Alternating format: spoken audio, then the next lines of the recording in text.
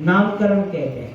11वें दिन होता बच्चे के। इन सब संस्कारों में यज्ञ होते हैं। बताओ कितने घर परिवार हैं जो इन संस्कारों में माता के सामने, बच्चों के सामने यज्ञ हवन कराते हैं। कितने घरों में वेद मंत्र बोले जाते हैं, कितने घरों में यज्ञ होते हैं, कितने घरों में स्वयं माँ बाप की सेवा करते हुए देखते हैं बच्चे, चरण छूते हुए कितने माता पिता को देखते हैं बच्चे, कितने बच्चे धर्म कार्यों को घरों में देखते हैं, होते ही नहीं है। तो फिर बताओ फिर धर्मात्मा बनेंगे कैसे? इसलिए हमें सभी संस्कारों में हवन करना है। ऐसे अच्छे विद्वान पंडित बुलाओ जो ऐसे हवन कराने की विधि जानते हैं। नामकरण में बहुत अच्छा सा हवन होता है, उसमें सारी प्रक्रियाओं में शिक्षा दी जाती है और एक सुंदर सा नाम रखा जाता है हवन करने के बाद में, जो नाम हमेशा उसे प्रेरणा देता रहता है। नामकरण के बाद एक निष्क्रमण होता है, 2 महीने के बाद घर से बाहर निकालना। बच्चे को और माँ को 2 महीने तक घर में रखना होता है। 2 महीने तक उसे अच्छे पौष्टिक पदार्थ खिलाइए जिससे वो कमजोर माँ हो गई है और बच्चा भी कमजोर है, थोड़े सशक्त हो जाए, बाह्य वातावरण को झेलने की सामर्थ्य आ जाए, तब तक बाहर नहीं ले जाना चाहिए। ये तो अभी बच्चे हॉस्पिटल में होते हैं, चलो हो गए कोई इमरजेंसी में घर में ले आओ, 2 महीने तक फिर कहीं आना जाना नहीं हो उनका। निष्क्रमण करेंगे, एक संस्कार होता है, हवन करते हैं, दिन में सूर्य दिखाते हैं, रात्रि में चंद्रमा दिखाते हैं बच्चे को, और वहां पर जल वल छोड़ा जाता है, विधि है उसकी, उसको निष्क्रमण कहते हैं। फिर 6 महीने पर अन्नप्राशन होता है। 6 महीने का बच्चा हो जाए तब उसको अन्न खिलाना होता है। जब दांत निकलने लगे, भगवान ने क्या कहा, भाई अब मैं इसको दांत दे रहा हूँ, इसकी जठराग्नि पड़ गई, अब इसको भारी भोजन दो। जब तक दांत नहीं निकलते तब तक माँ का दूध पिलाओ। माँ का दूध कम पड़ रहा है तो गौ माता का पिलाओ। गौ माता का कम पड़ रहा है, गौ माता नहीं मिल रही है तो मौसी का पिलाओ। मौसी क्यों समझ रहे हो? गाय अगर माता लगती है तो भैंस मौसी मौसी लगती होगी। भैंस मौसी का दूध तीसरे नंबर पे पिलाओ।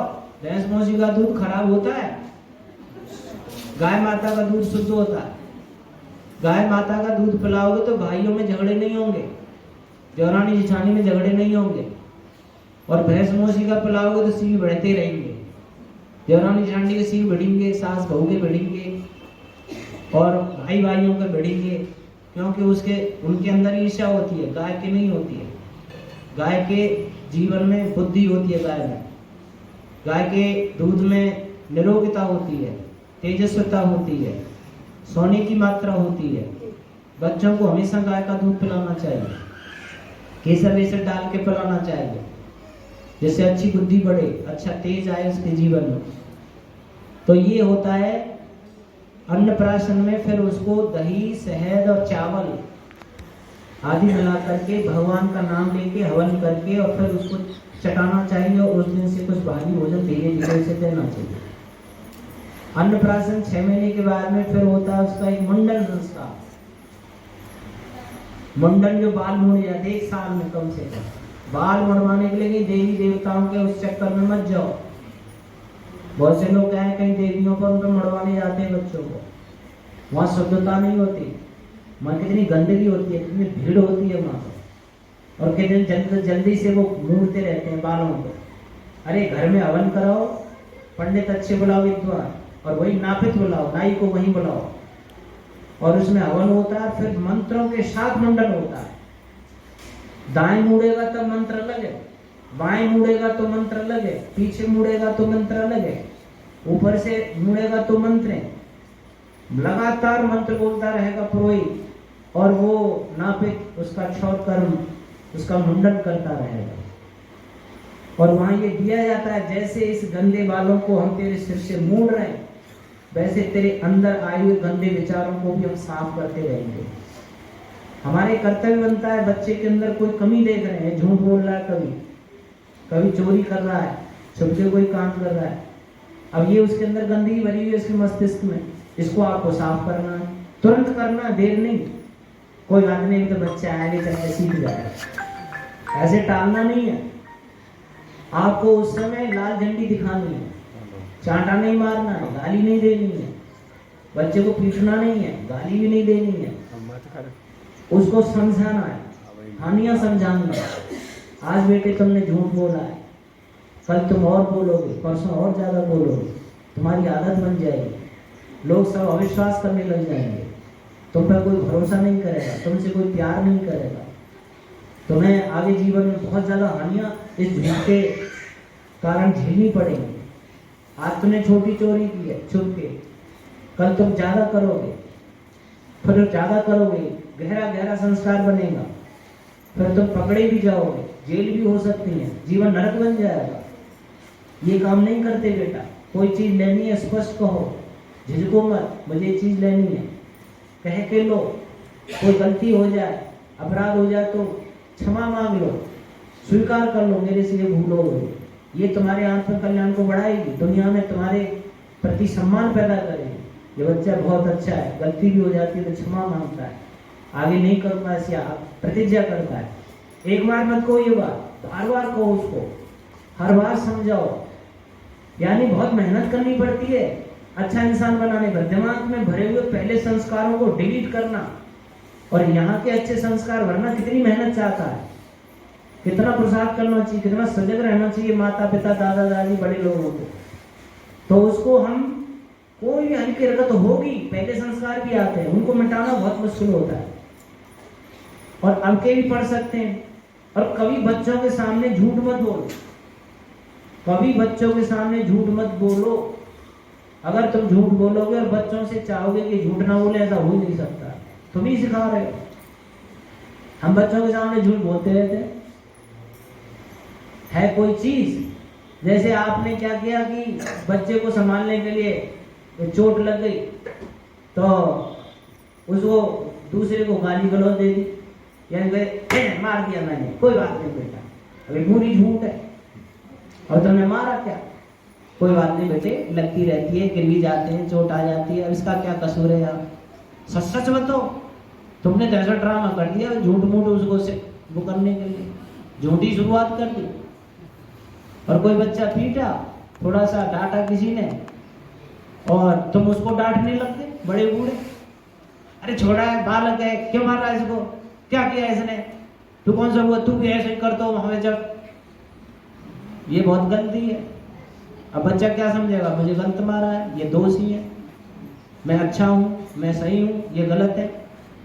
तुम तो बच्चे से ये हो, कोई बात नहीं बेटा, तुमने गलती की है, बड़ी तो भाई पिटाई कर देगी, गलती पर तो ऐसे डांट डपट मिलती है, आगे मत करना। ऐसे करके उसको ये भी बोध कराओ कि तुमने गलती की है, और ये भी बोध कराओ कि इन्हें थोड़ा डांटा डपटा, तो ये बड़े लोग डांटा डपटा करते हैं, बड़े लोगों का अधिकार होता है, तुम्हें अच्छा मानव बनाना चाहते हैं। तुम बड़े कोई डांटने लग गए उसके सामने, तो वो क्या समझेगा, उसके प्रति अपमान सम्मान खत्म हो जाएगा। देखो पति पत्नी, आप अपना सम्मान चाहते हो बच्चों से, ध्यान देना, पत्नी कभी पति का अपमान बच्चे के सामने ना करे। तो कुछ नहीं जानते, बुद्धि तो है नहीं तुमने, सठ आ गए, ऐसे करना था ये काम, ऐसे करना था, क्या कर दिया तुमने, बच्चे के दिमाग में ही अपमान भर दिया। वो जीवन में पिता का सम्मान नहीं कर रहा, माई कर रही है, इधर माँ का अपमान कर दिया पति ने, अकल नहीं है तुम्हें, ये कर दिया, वो कर दिया, हाँ थी माँ, ये खराब कर दिया, ये सामान बिगड़ गया।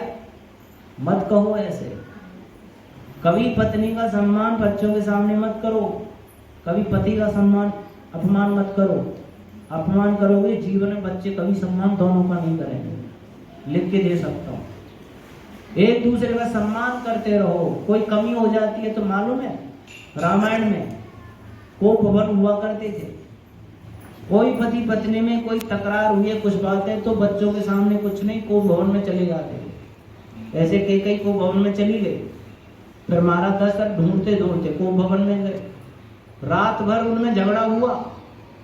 झगड़ा मतलब वो अपने वरदान मांगती रही, वो मना करते रहे, रोते झीलते रहे, खूब चर्चा हुई। पूरे महलों में किसी को पता नहीं था कि आज महाराज दशरथ और कैकेयी में कोई तकरार हो रही है। और सुबह निकलते ही फ्रेश सबके सामने आ रहे, पता ही नहीं चला, तू मैं हुई है कुछ। लेकिन वो तो स्थिति संभली नहीं, इसलिए सब जाहिर हो गया मामला। रुका नहीं कि मनाने पर दशरथ के मना ही नहीं गई वो, इसलिए वो सब प्रसिद्धि में आना ही था। बाकी तो कभी माता पिता बच्चों के सामने तकरार नहीं करते, गुस्सा नहीं दिखाते। होती है तो एकांत में करते हैं, बच्चों से अलग, जब बच्चे नहीं हो। और बच्चों के सामने तो पूरा प्रेम दिखाओ एक दूसरे से, सम्मान दिखाओ एक दूसरे के प्रति, तो वही सम्मान करेंगे। आपस में पति पत्नी नमस्ते करें, देवी जी कहें देवता जी नमस्ते, देवता जी कहें देवी जी नमस्ते, तो बच्चे नमस्ते नहीं करेंगे, सिखाना पड़ेगा। कभी नहीं। तुम अपने बड़े दादा दादी को पैर छू कर नमस्ते करेंगे तो बच्चों को सिखाना पड़ेगा। कुल परंपरा को देखेंगे, अपने आप ही करेंगे। ये कर रहे हैं, कई बार हम जाकर देखो मैं कर रही हूँ, तुम भी करो बेटा, तो पहले करके दिखाते हैं कि नहीं, तो बच्चा करने लग जाता है, झिझक। जब तुम स्वाभाविक ही कर रहे हो तो ये बताने की जरूरत ही नहीं है।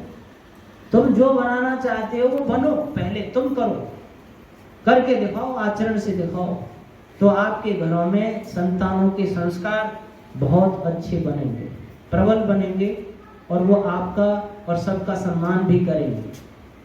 इसीलिए धन्यवाद माता। तो एक विधि है, इसमें हम थोड़ी सी जानकारी नहीं रख पा रहे हैं, इसलिए हम कर नहीं पा रहे हैं।